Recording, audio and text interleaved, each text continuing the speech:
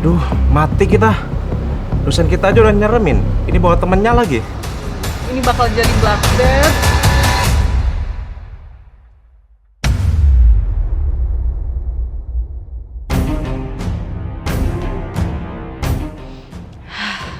Visualisasi, login, input, upload, submit, menang. Gue udah baca user manualnya 5 kali. Untung gue tadi udah minum tolak angin 2 saset. Moga-moga nanti nggak masuk angin waktu input. Strategi gua, bismillah aja di setiap klik. Kalau gue gagal, seenggaknya gue udah ganteng keluar ruangan. Selamat pagi. Perkenalkan, saya alumni kampus ini. Hari ini sebagai asesor ujian kalian. Mantan presiden mahasiswa di sini, peraih nilai terbaik sepanjang masa ujian sertifikasi pengadilan pajak. Ujian hari ini simpel. Di depan kalian masing-masing sudah ada amplop berisi email dan password.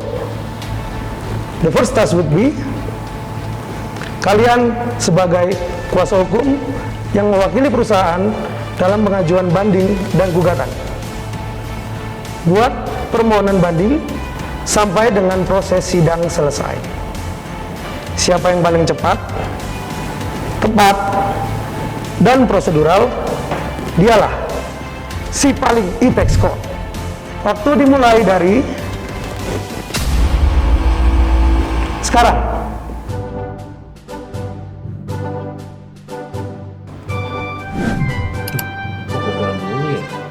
Paul, ini passwordnya udah bener nggak sih yang dikasih? Yakin sama password? Coba kamu lihat, pintu rumah siapa yang kamu ketuk itu? Oh alah, ternyata saya login di halaman orang pajak. Maaf Pak, ternyata salah.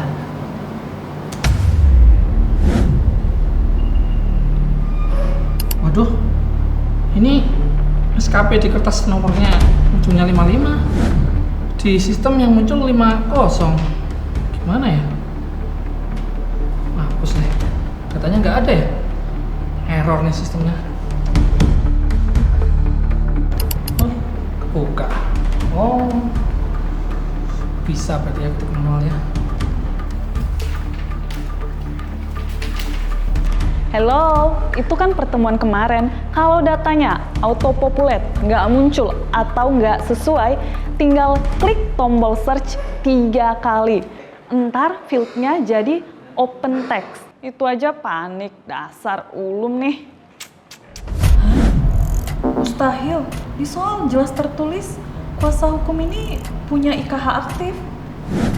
Pak Alun interupsi, sistem error. Kuasa hukum ini punya IKH tapi sistem menolak input.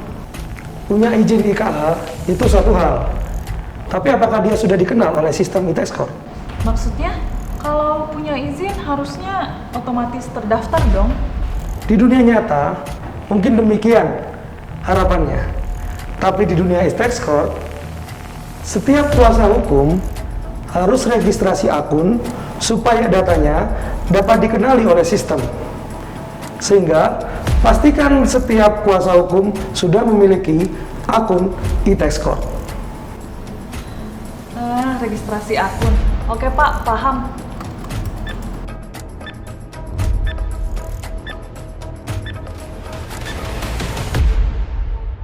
Fase permohonan selesai.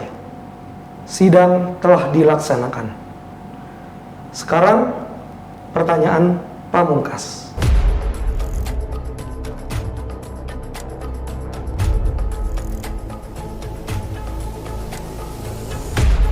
Ini adalah penentuannya. Kalian dengarkan baik-baik.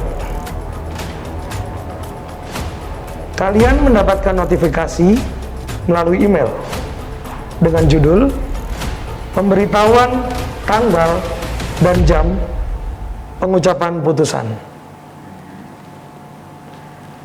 And the question would be, apa yang harus kalian lakukan pada tanggal dan jam tersebut? putusan itu sakral, biasanya harus diucapkan di muka umum. Public sih pronouns. Pasti harus dihadiri atau setidaknya Zoom. Kalau enggak, batal demi hukum. Jawabannya pasti A atau B. Oke deh, gue pilih B karena ini e-tax court. Gue lagi mager banget nih kalau harus ke pengadilan. Lagian ini kan elektronik ya. Kalau udah diputus, ya udah kan. Tinggal download aja kayak download film. Jawabannya adalah C. Hal ini sesuai dengan Peraturan Ketua Pengadilan Pajak nomor Per1/PP/2023. Pengucapan putusan secara elektronik dilakukan dengan mengunggah salinan putusan. Para pihak tidak perlu hadir, baik secara fisik maupun secara elektronik. Cukup pantau dari dashboard untuk melakukan download putusan. Overthinking membunuhku.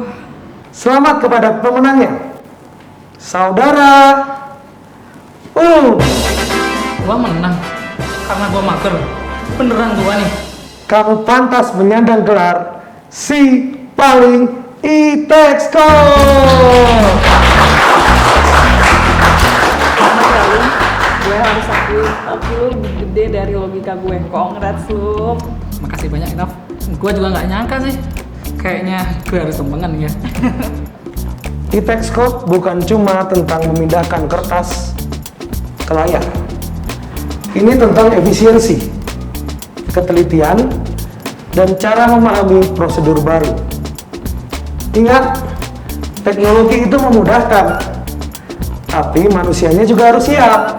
Jangan sampai salah login. Jangan sampai panik hanya gara-gara data tidak muncul.